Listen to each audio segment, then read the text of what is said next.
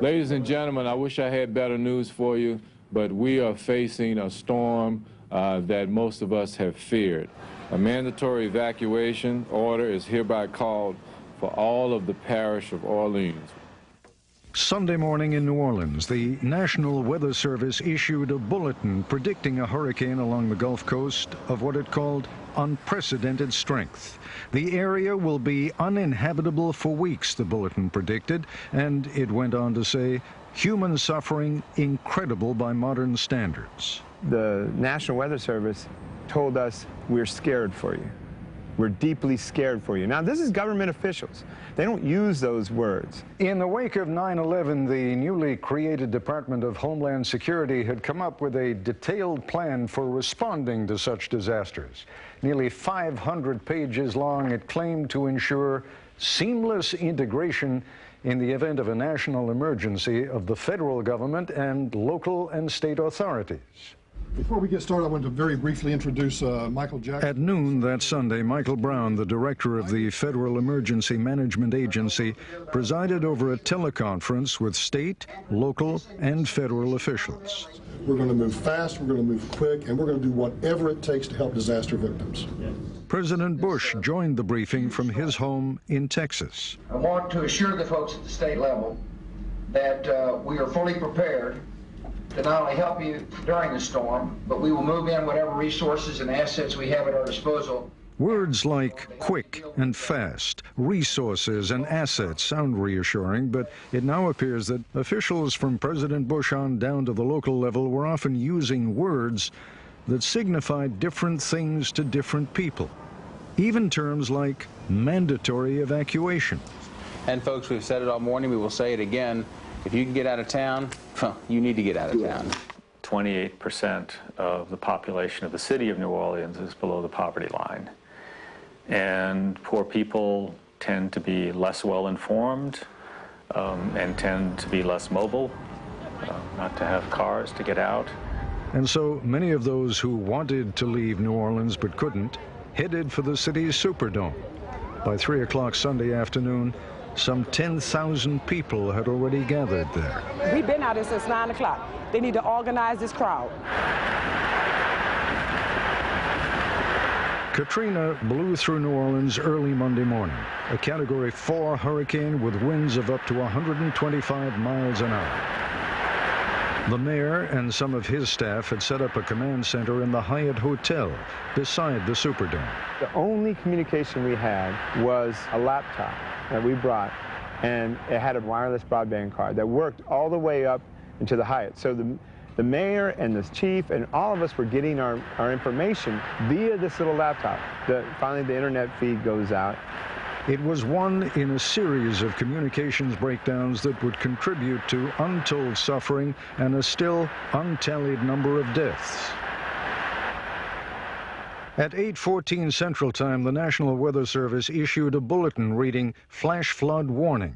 A levee breach occurred along the Industrial Canal at Tennessee Street. The problem was that by the time that bulletin went out, the hurricane had been battering the city for hours. Electricity and phones were out, so most people neither saw nor heard the warning.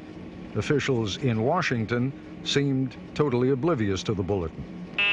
Police operator 16. But they didn't need any bulletins in the lower 9th Ward and St. Bernard's Parish just east of the city. There, 20-foot waves of water obliterated most of the landscape in just a couple of hours. We can project right now at 11:50, it has now left the state of Louisiana. With the storm gone, it was up to local officials to go and assess what damage their communities had suffered. For 48 to 60 hours after the storm makes landfall, each local community needs to be able to sustain itself. Then we can expect state and federal resources to begin to flow in. Is that someone in the car? Few ventured out, but two who did were among the first to sound the alarm on a new disaster. About 2 or 3 in the afternoon, when the winds were still pretty strong, two of my colleagues, an editor and an art critic, took their bicycles and rode out to the lakefront to where they lived. and witnessed firsthand the water gushing through the breach in the levee and their own neighborhoods filling up like a bathtub. This second breach was on the west side of the city, directly across from the eastern side where the morning breach had been reported by the National Weather Service. But most of the officials who were running the relief effort were either stuck in the downtown Hyatt Hotel, in the state capital at Baton Rouge, or out of the state altogether. The governor, though, was optimistic. We did report to Air Force One, and the president has signed all the declarations of emergency that we need to release the financial capacity of the federal government to help Louisiana people. Once the president landed in Arizona, he mentioned the hurricane in a speech devoted to Medicare, but in an odd foreshadowing of the disconnect that would plague the administration for the next several days, he made a reference to what sounded like a totally irrelevant conversation he had just had with his director of Homeland Security. I said, "Are you working with the governor?" He said, "You bet we are. That's the most effective way to do things, is to work with the state and local authorities. There are more resources that will be available." But the topic they were discussing was immigration reform, not hurricane resources. Pretty much it for Katrina. The first images out did not show a city submerged. Storm damage? Lots of it, maybe more than usual, but nothing really remarkable except perhaps for the torn skin on the roof of the Superdome. Once the storm passed through on Monday evening, nobody was let out of the dome still. They were still had to stay within the dome areas. Okay, ma'am. Is there any way you can get to the roof if need be? Other parts of the city, of course, were flooding, and evacuees from the rising water headed to the only building that had been designated a shelter of last resort, the Superdome. Deputy Police Superintendent Lonnie Swain spent Monday and the following 6 days there. We lost power in the dome the morning of the storm, about 6:30 a.m. We had backup generators that were able to provide limited lighting. But again, with those conditions, limited lighting, no air conditioning, and a water system that was no longer working. The restroom facilities were unavailable to those people. We had limited food, limited water as well.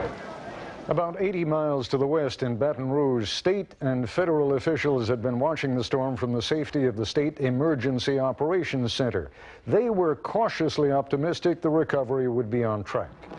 But as evening fell, according to her office, Governor Blanco told the president, "I need everything you've got." Director Brown, I hope you will tell President Bush how much we appreciate it.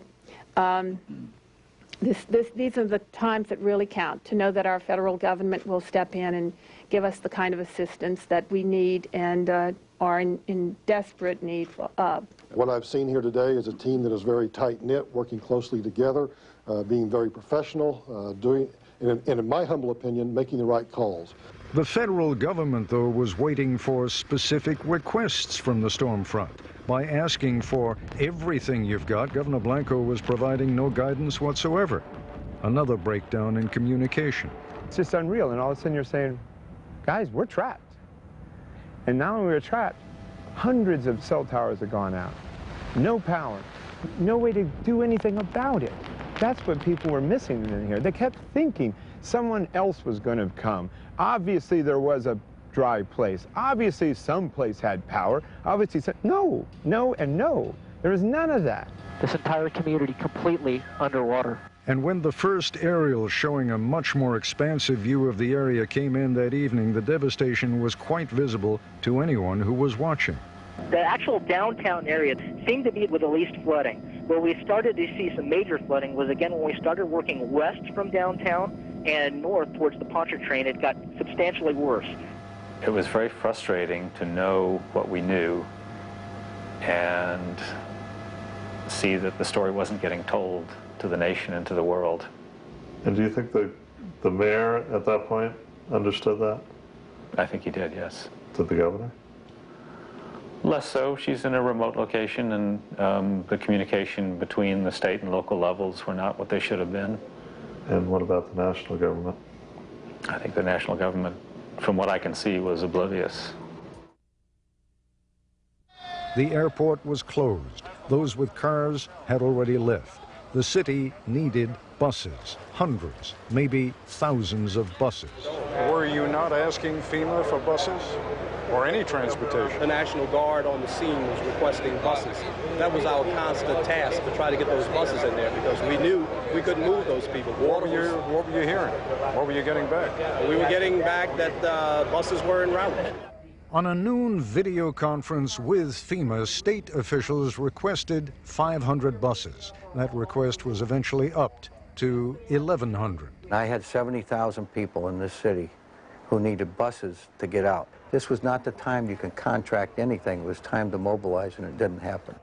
It was about this same time that the president, on a trip to San Diego to commemorate the 60th anniversary of VJ Day, sent this message to Katrina's victims. The federal, state, and local governments are working side by side to do all we can to help people get back on their feet. Our teams and equipment are in place, and we're beginning to move in the help that people need. Raise the hoist, and away she goes. A limited number of Coast Guard and National Guard helicopter crews performed heroically, plucking stranded survivors off rooftops one by one. But with thousands of people trapped in or on their houses, it would take days to finish the job.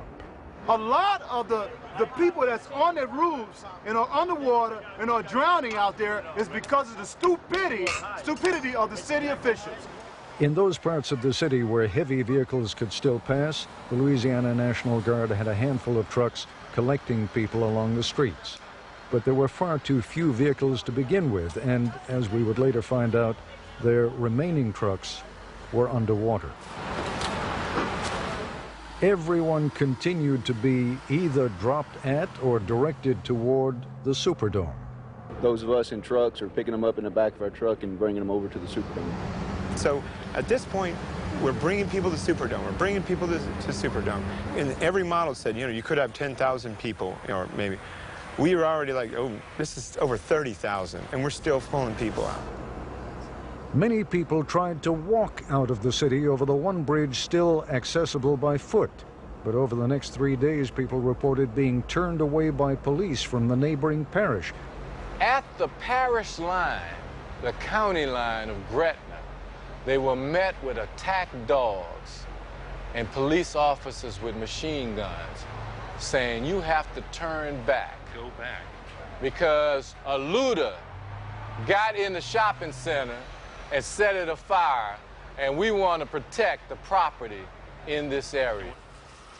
Meanwhile, the city and the mayor were still struggling to get word to outside officials. We are on an island, a complete and utter island. I've got 30,000 people in the Superdome. I've got no food and water, no power anywhere. At that point, we had to just focus on getting that word out. So, what was the word you were trying to get out? SOS. It's a very tough situation. Plans will unravel. FEMA is here. The federal government, I'm sure, will spare no expense. The plans are not firm yet. We're working with FEMA. We are grateful that FEMA is by our side. And then an extraordinary statement by the FEMA coordinator who insisted on downplaying the rising water. The metropolitan area in general, in the huge majority of areas, it's not rising at all. It's the same, or it may be lowering slightly. In some parts of New Orleans, because of the 17th Street breach, it may be rising, and that seemed to be the case in parts of downtown. But I don't want to alarm everybody that, you know, New Orleans is filling up like a bowl. That's just not happening. To understand the extent of the communications breakdown, listen to this statement by the Secretary of Homeland Security made at the end of the week. It was on Tuesday that the levee, may have been overnight, Monday to Tuesday, that the levee started to break. And it was midday Tuesday that I became aware of the fact that there was no possibility of plugging the gap and that essentially the lake was going to start to drain into the city.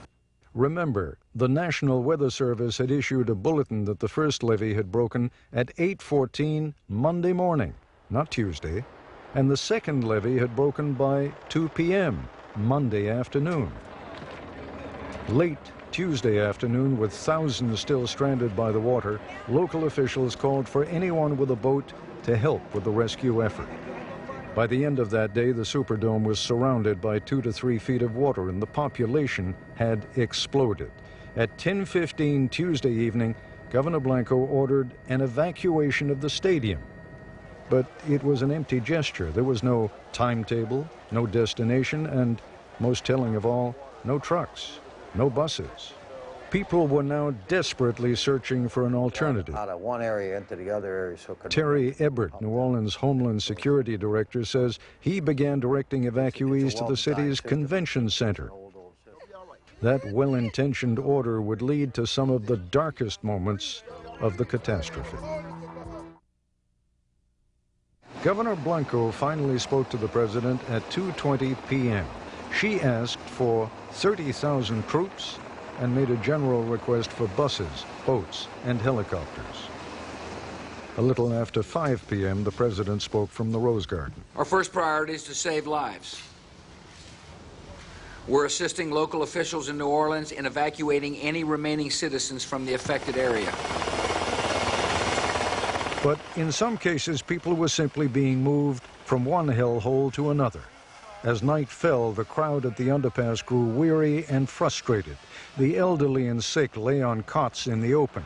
Doctors set up a triage system and did their best to evacuate the worst cases by ambulance.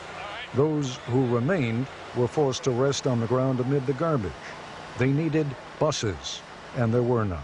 There's no coordination right now. You look at what we see, it's total chaos right now. It's nothing. I mean, all we want is to be helped right now. We're displaced already. Finally, just before midnight, several buses did arrive. They loaded up and headed for Houston, but that was the last of the buses until morning. You can't do it filling out forms saying I'm going to contract buses and this. You can't do it. You got to mobilize the forces. Had to be top down. It had to be top down rather than bottom up. Yeah. Coming here and asking me what I need, I don't know what I need. I got, I got a city buried.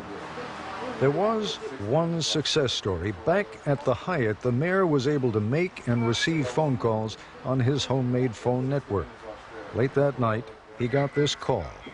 The Air Force One calls and says, call us back at this number. And I, okay, Mr. Mayor, here's the number. Although there is now communication, Thursday would be the bleakest day yet. It's been 3 days since the levees broke. President Bush gave his first television interview of the week to Diane Sawyer. I don't think anybody anticipated the breach of the levees. They did anticipate a serious storm. But these levees got breached, and as a result, much of New Orleans is flooded, and now we're having to deal with it, and will. The president is correct. Nobody did anticipate the breach of the levees, but they did predict that the levees would be flooded. At Touro Hospital, 10 patients have died overnight. There was only one working telephone in the entire hospital and a small staff which was low on supplies. They were forced to make some very tough choices. Correspondent Bob Woodruff was there. Well, what we're doing today is the physicians are going around and evaluating every patient. If they can say their name, we're giving them an IV fluid to make their tank better, to kind of give them a boost. What if they can't say their name? We're not giving them IV fluids. We're going to consider them not viable. So they'll die? If we don't get help soon, they will die. It's not been easy for the staff because we're really doing minimal care right here. On the roof, they said that if the patient can say their name, they'll try to treat them. If they can't say their name, that's it. You can't do anything. Is that one of the cases here? She can still say her name, so we're trying. Federal, state, and local agencies are also cooperating to sustain life. That means getting food and water to those who are stranded. Medical personnel and local officials are helping hospital patients and people gathered in the Superdome to evacuate. 4 days later, and there are still more than 20,000 people at the Superdome waiting in the heat for buses that are supposed to take them to Houston's Astrodome. Oh, someone's actually fainted here. You can see that someone's fainted. The buses were coming and going since Wednesday night, albeit slowly. And by late Thursday, an additional 10,000 people showed up, desperate to leave the city. From Washington, soothing, reassuring sounds. Michael Chertoff, the head of the Department of Homeland Security, told the American public things were under control. The fact of the matter is the Superdome is secure. Everybody is confident of the ability to maintain order and is committed to continuing to do so as we finish up the evacuation operations. We had buses that arrived at the Dome with no idea as to where they were to take those people once we loaded them onto the bus. Again, that wasn't our call to make. That was being coordinated by FEMA. 10 blocks away, there was more confusion at the city's convention center. For many Americans, these scenes of people, thousands of people begging for help in front of television cameras, were the first tangible indication of just how dreadful conditions were. You got a whole street of people getting lined up. Where the policemen at? Where the National Guard at to control all this? No police, no National Guard, no Red Cross, no buses, just desperate people who waited for transportation to anywhere else.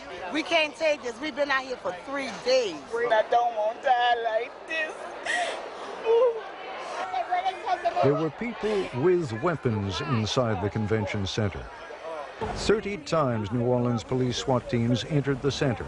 30 times Police Superintendent Compass told me they were driven back by gunfire. There wasn't a single place in New Orleans where you had a greater concentration of civilians who needed help than at the Superdome and at the convention center. No other place did you have 30,000 people in one place. And that's where most of our forces was at the Superdome. Yeah, but what about the convention center? Well, we didn't have enough people, Ted. You got to understand that communications were broken. We didn't have where to contact our commanders. No, but they knew what was happening. Nobody, not you say knew. People here knew.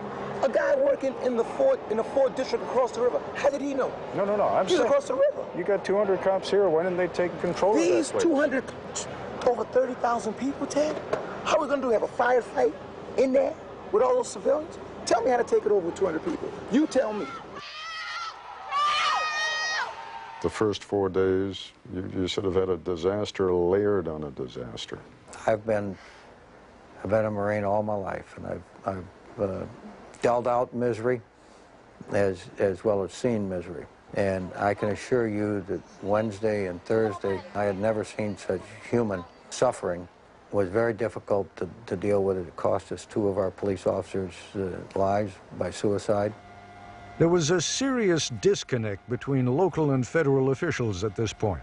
It was early Thursday evening. New Orleans Mayor Nagin issued a desperate SOS. Currently, he said, the convention center is unsanitary and unsafe, and we're running out of supplies.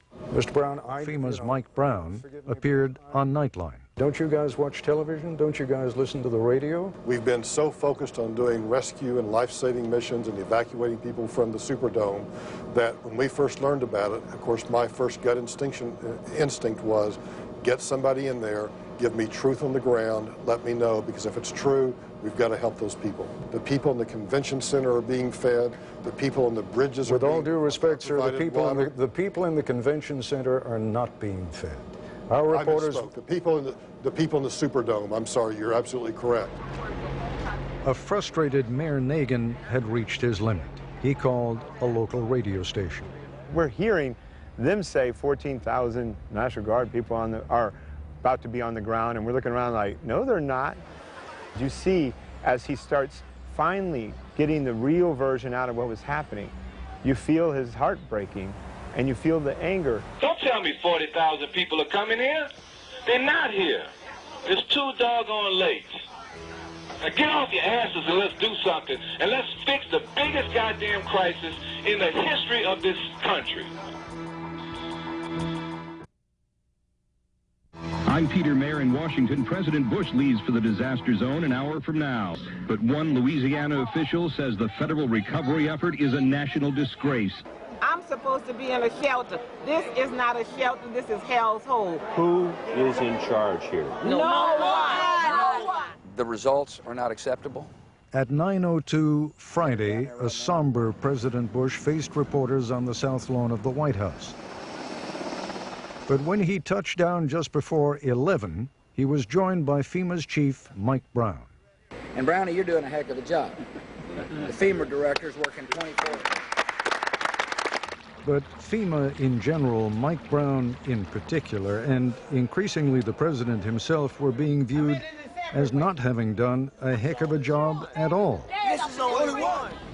There had not been a single place in New Orleans that was appropriately stocked and ready to shelter and care for the thousands of evacuees. That was the city's failure. They tells us they got 500 buses coming. We've been here 5 days, hauling, eating, drinking. That's right. If FEMA was responsible for providing those buses, it failed miserably. But neither the state nor the city of New Orleans had any viable backup plan for evacuation either. When this convoy of buses finally arrived at the Superdome Friday, some parents were so desperate they passed sick infants over the crowd, begging the guardsmen to take them. Some collapsed and had to be carried outside. Anybody see a little girl in a pink wheelchair? 10 blocks away, Nightline correspondent Chris Bury was at the convention center. It is now afternoon. Thousands of people remain trapped inside this convention center, and there is no sign of any bus or anything that might suggest an evacuation is being planned or imminent in any way. And after 5 days without running water, sanitation, medicine, the stench inside this building is almost unbearable. We hungry, we starving, we need help. In a minute, we're going to be eating each other. We just need to get out of here. We're going to die here. It's just as simple as that. Many did die at the convention center, their bodies simply covered with sheets. I'm going to be on the truck by myself. Police Superintendent Eddie Compass bridled at the suggestion that he and his men could have done more to bring order. We're trying to take guns with our hands. We weren't even shooting back because they had civilians in there. We were fighting for our lives. Do you understand? There was no plan, no order, no cohesion. We did not ever have the capability of moving these people out. There's only one organization in the United States that could respond on anything of this magnitude. That's the military. And we've got to have them up front rather than in the rear 3 or 4 or 5 days down the line, because they know how to do these things. But it wasn't until Friday, the same day the president came to New Orleans, that the military turned out in force. Over 1,000 more National Guardsmen poured into the city. It's about time they showed up. And for the first time, military convoys loaded with food, water, and supplies rolled up to the convention center. Stop the Iraq! Stop the Iraq! We got this! We got this! Food is here! Water is here! Leading the cavalry was Lieutenant General Honoré, a cigar-smoking 3-star veteran dubbed the John Wayne Dude by the mayor. They'll be out of here by sundown? No. How do you move 20,000 people by sundown? No, hell no. It was ours. Having heard reports of guns inside, SWAT teams and the military arrived with weapons locked and loaded.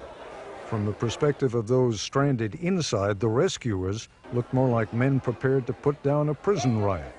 I'm pleased to report that the convention center is secure. One of the objectives that we had today was to move in and secure that convention center. It would be one more day before the buses finally came.